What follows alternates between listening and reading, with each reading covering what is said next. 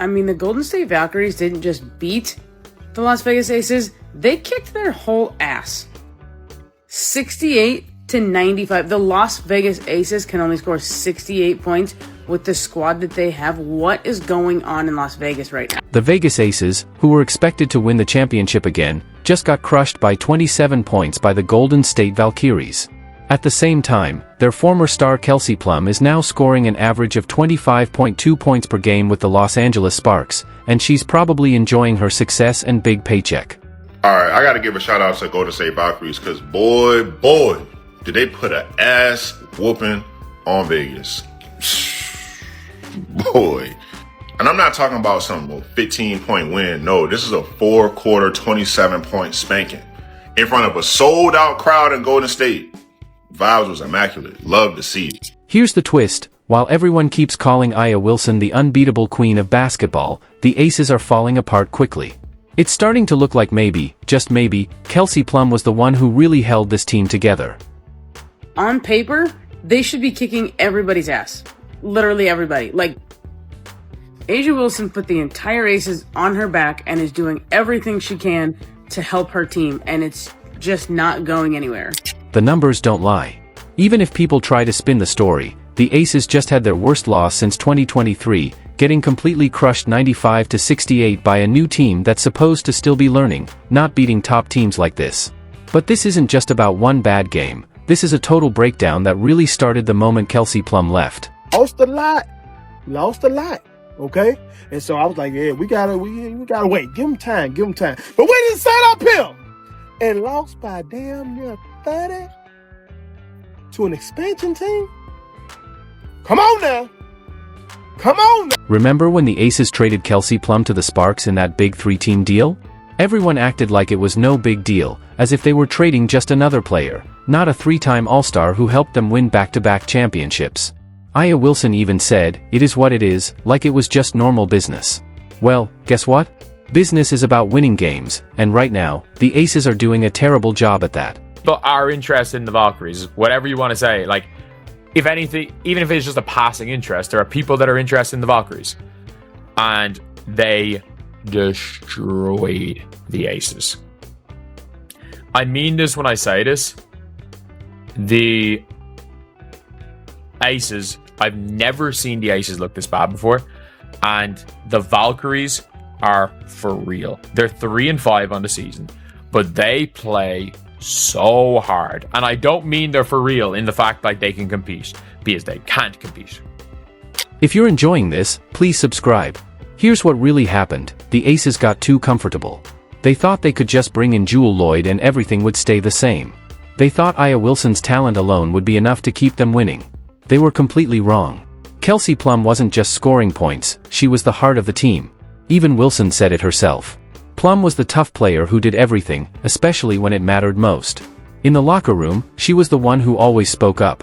That's not someone you can easily replace, that's someone you build a team around. Plum led the team with 28 points, 6 3-pointers, and 8 assists. She has been on a tear to start the season. I'm low-key surprised she has been mentioned in MVP talks. Granted, Nafisa Collier is my pick to win MVP, but I definitely think Kelsey Plum should get some love in that conversation. Let's break down this recent disaster against the Valkyries.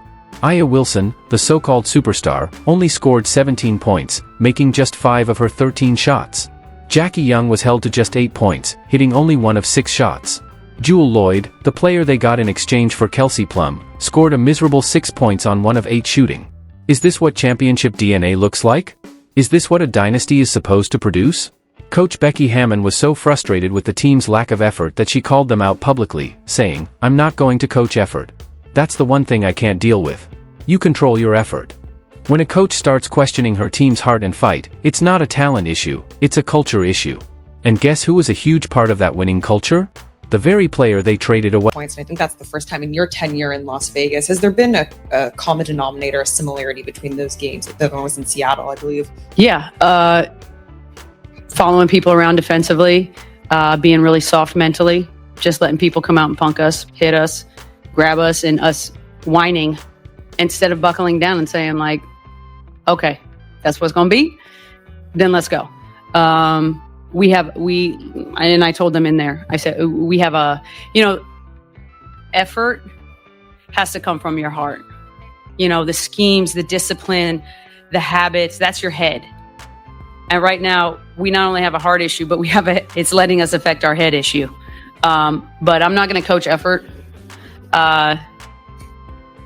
It's just one thing I can't deal with. You know, you're in charge of your effort. I guess I'm in charge of your playing time, so that's the one way I can affect it. But you know, I've never been a coach to pull for mistakes, but I will pull for effort. Becky, on Morris Phillips Sports Radio Service, you talked about missed shots offensively. They packed the paint. You didn't make them pay by hitting. The Aces were down by 21 points at halftime and never bounced back. They gave up 95 points to a team that's still learning how to be a professional basketball team. The 27-point loss was their worst since they got crushed by 38 points against the Liberty in August 2023. But here's what makes this even more embarrassing. That 2023 loss happened when Aya Wilson only scored 9 points, at least they had an excuse then. This time, Wilson scored 17 points, and they still got destroyed. While the Aces are struggling and losing badly to new teams, Kelsey Plum is dominating with the Sparks. In her very first game for the Sparks, she scored 37 points, setting a WNBA record for the most points ever in a season opener. She shot 11 for 19 from the field and was perfect from the free throw. I'm sure Kelsey Plum won't never come out loud and sit here and say she happy to be the number one dog, not be able to drive her own car at her own speed. But you could tell in her body language that she was absolutely happy to be able to do what she want out on the floor and just really get to her spots, really run her team the way she want to. And she showed you she can be a lead dog. 37 points for your first debut as a LA Spark, man. Hats off to Kelsey Plum. But it wasn't just about scoring. Plum became the first player in WNBA history to have at least 35 points, 5 assists, and 5 steals in a single game. That's not just a good game, that's making history, while her old team is busy making excuses. And the best part?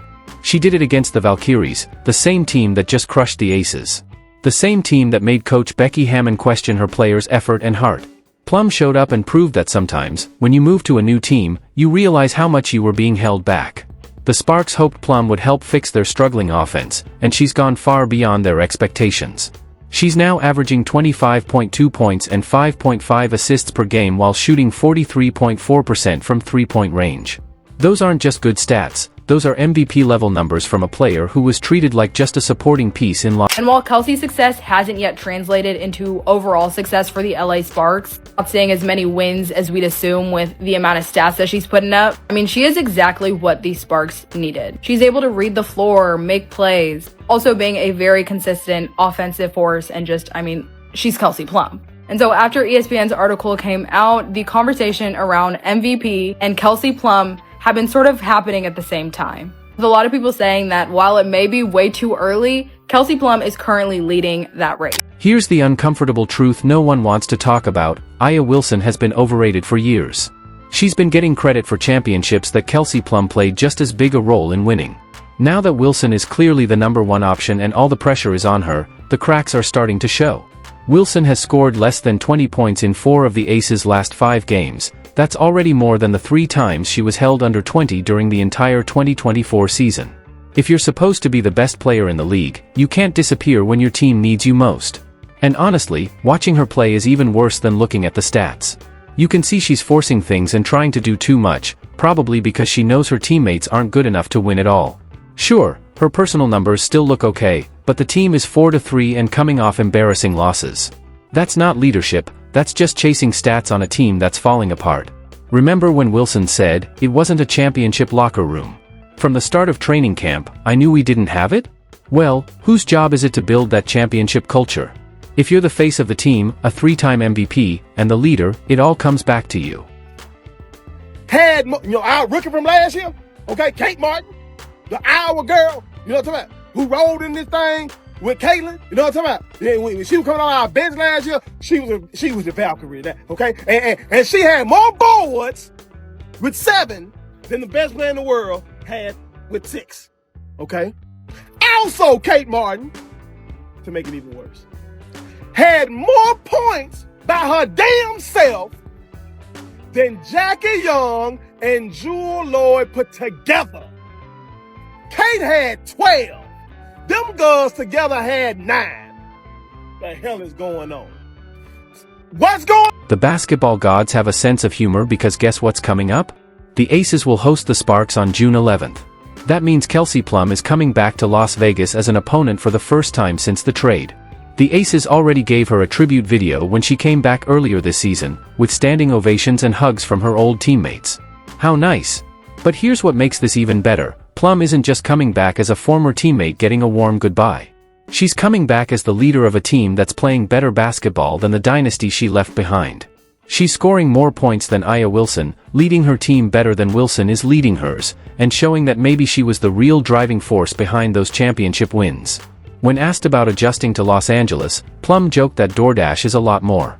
That relaxed, confident attitude shows she knows she made the right choice. Meanwhile, Wilson is dealing with coaches who question her effort and teams getting beaten badly by new franchises. Yeah, when she played with the Wings and even when she played with the Sparks, like, she is one of them bully ball. Ooh, like, she just plays so strong, so aggressive on the defensive end, on the offensive end, making those dives for the loose ball, like just using her body to its fullest capacity. But I do love the way that Kelsey Plum helped spread the floor, because Derek Hamby really didn't have to go in the paint and really do a bunch of even though she did get a double-double, but she didn't have to do crazy Mama D type of banging. And because like last year to get the Sparks to win games, Mama D was down that thing putting in the work. She had to put on her hard hat and had to put in a lot of work.